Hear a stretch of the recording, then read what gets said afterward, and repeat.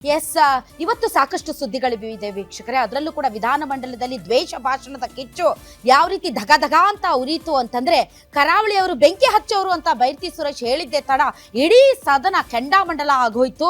ಹೆಂಗಂದ್ರೆ ನೀವು ಕರಾವಳಿ ಅವರು ಬೆಂಕಿ ಹಚ್ಚೋರು ಅಂತ ಕರಾವಳಿ ಭಾಗದ ಶಾಸಕರು ಬೈರ್ತಿ ಸುರೇಶ್ ಅವರನ್ನ ಹಿಡ್ಕೊಂಡ್ರು. ಆದರೂ ಕೂಡ ಗೃಹ ಸಚಿವ ಪರಮೇಶ್ವರ್ ಅವರು ಮಂಡಿಸಿದಂತಹ ದ್ವೇಷ ಭಾಷಣ ಪ್ರತಿಬಂಧಕ ಕಾಯ್ದೆಯನ್ನ ವಿಧಾನಸಭೆಯಲ್ಲಿ ಪಾಸ್ ಮಾಡಿಕೊಂಡ್ರು.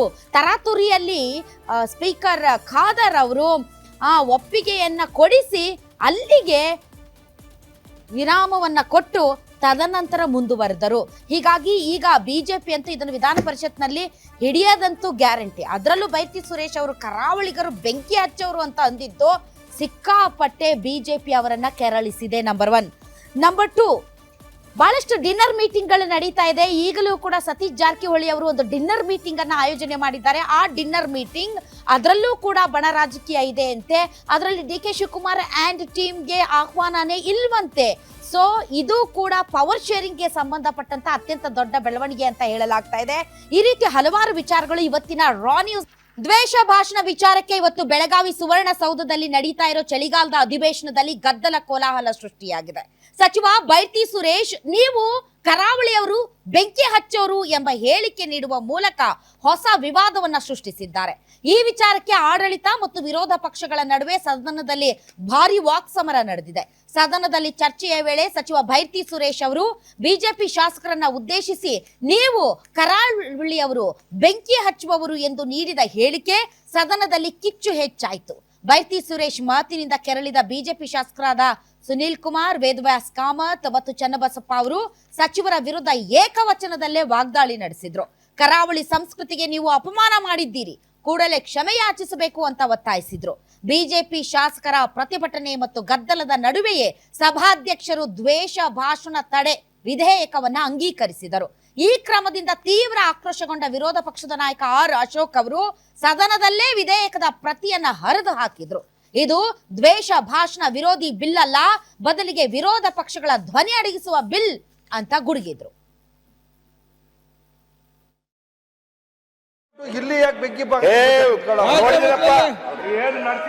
ಸುರೇಶ್ ಕರಾವಳಿ ಬೆಂಕಿ ಹಾಕ್ಬಿಟ್ಟು ಇಲ್ಲಿ ಯಾಕೆ ಬೆಂಕಿ ಸುರೇಶ್ ಸುಮ್ನೇರಪ್ಪ. ಕರಾವಳಿ ಬೆಂಕಿ ಹಾಕಿದೆ, ಕರಾವಳಿ ಈ ಬೆಂಕಿ ಹಾಕಕ್ ಹೊರಟದಷ್ಟೇ. ನೀವೆಲ್ಲ ಮುಂಚೆ 5 ಜನ ಎದ್ದಿದ್ಕತ್ತೀರಪ್ಪ. ಅಶೋಕ್ ಖಂಡ್ರೆ ಸಭಾಧ್ಯಕ್ಷರೇ, ಅಶೋಕ್ ಖಂಡ್ರೆ ಈಲ್ಡ್ ಆಗವ್ರೆ. ಅವ್ರ ಯಾಕೆ 5 ಜನ ಅವ್ರ 5 ಜನ ಯಾಕೆ ಕರಾವಳಿಯಲ್ಲಿ ಚೆನ್ನಾಗಿ ನೆಮ್ಮದಿಯಾಗಿದ್ದಾರೆ?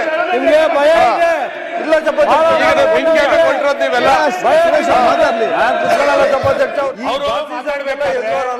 ಕರಾವಳಿಗೆ 5 ಜನ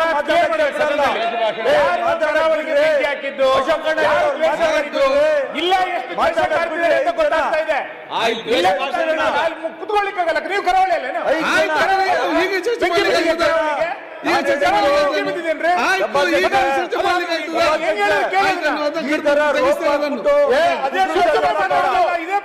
ಸಮಾಜಕ್ಕೇನು ಒಳ್ಳೇದಾಗಲ್ಲ. ಯಾರನ್ನೋ ಟಾರ್ಗೆಟ್ ಮಾಡಬೇಡಿ. ನಾಳೆ ಇದು ತಿರುಗುಬಾಣ ನಿಮಗೂ ಆಗುತ್ತೆ. ತಿರುಗುಬಾಣ ಎಚ್ಚರಿಕೆ ಇರಬೇಕು. ಇಂಥ ಕಾನೂನು ಮಾಡಬೇಕಾದ್ರೆ ಸಮಾಜಕ್ಕೇನು ಒಳ್ಳೇದಾಗಲ್ಲ. ಯಾರನ್ನೋ ಟಾರ್ಗೆಟ್ ಮಾಡಬೇಡಿ. ನಾಳೆ ಇದು ತಿರುಗುಬಾಣ ನಿಮಗೂ ಆಗುತ್ತೆ. ತಿರುಗುಬಾಣ ಎಚ್ಚರಿಕೆ ಇರಬೇಕು. ಇಂಥ ಕಾನೂನು ಮಾಡಬೇಕಾದ್ರೆ ಸಮಾಜಕ್ಕೇನು ಒಳ್ಳೇದಾಗಲ್ಲ. ಯಾರನ್ನೋ ಟಾರ್ಗೆಟ್ ಮಾಡಬೇಡಿ. ನಾಳೆ ಇದು ತಿರುಗುಬಾಣ ನಿಮಗೂ ಆಗುತ್ತೆ. ತಿರುಗುಬಾಣ ಎಚ್ಚರಿಕೆ ಇರಬೇಕು. ಇಂಥ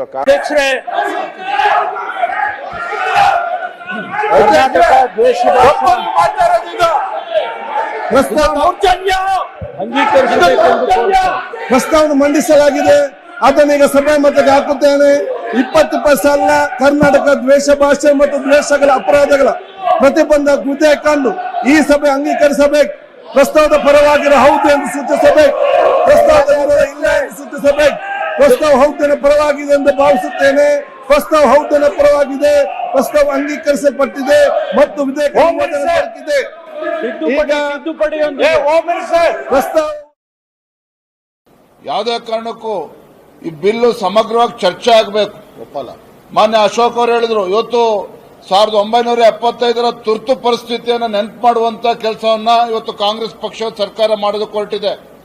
ಎಲ್ಲೋಗಿತ್ತು ನಿಮಗೆ? ಬೆಂಗಳೂರಿನ ವಿಧಾನಸೌಧದಲ್ಲಿ ಪಾಕಿಸ್ತಾನ ಜಿಂದಾಬಾದ್ ಅಂತ ಹೇಳಿದಾಗ ಎಲ್ಲೋಗಿತ್ತು ತಾಕತ್ತಿ ಸರ್ಕಾರಕ್ಕೆ?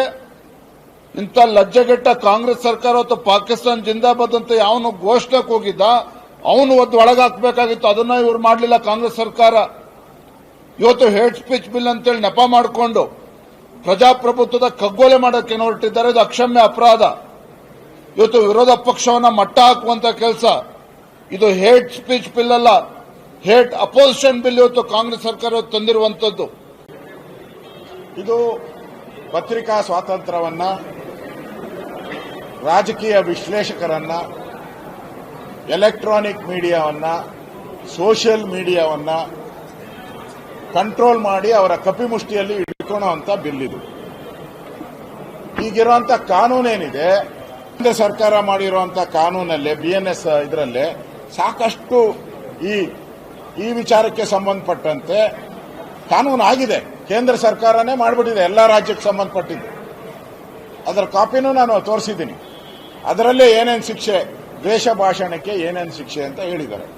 ನಾವು ಅದು ಅಷ್ಟಿದ್ರೂ ಕೂಡ ಸ್ಪೀಕರ್ಗೆ ಗೌರವ ಕೊಟ್ಟು ನೀವು ಚರ್ಚೆಗೆ ಅವಕಾಶ ಕೊಡಿ, ನಾವೆಲ್ಲ ಚರ್ಚೆ ಮಾಡ್ತೀರಿ. ಆಮೇಲೆ ಇದನ್ನ ಸದನ ಸಮಿತಿಗೆ ಒಪ್ಪಿಸಬೇಕು. ಸದನ ಸಮಿತಿಯಲ್ಲಿ ಎಲ್ಲಾ ಪಾರ್ಟಿಯವರು ಇರ್ತಾರೆ, ಚರ್ಚೆ ಆಗಲಿ.